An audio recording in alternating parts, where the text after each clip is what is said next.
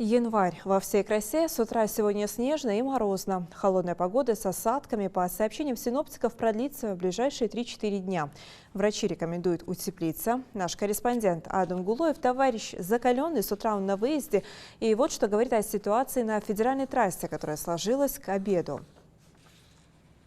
Сотрудники жилищно-коммунального хозяйства не могут справиться с быстро надвигающими осадками. Федеральная трасса стала чрезвычайно опасной. Движение автомобилей ограничено до скорости 40 км в час. По словам дорожников, противогололедная обработка дорог и тротуаров ведется с раннего утра. Работы идут на всех дорогах регионального и межмуниципального значения. Также подсыпка организована на участках, где это требует состояния дорожного полотна. В основном на спусках и подъемах.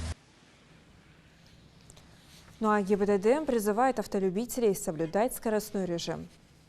Ввиду того, что погода поменялась, ДТП не зарегистрированы. Мы надеемся, что граждане также будут очень аккуратны, бдительны в процессе дорожного движения, так со стороны пешеходов, не только водителей.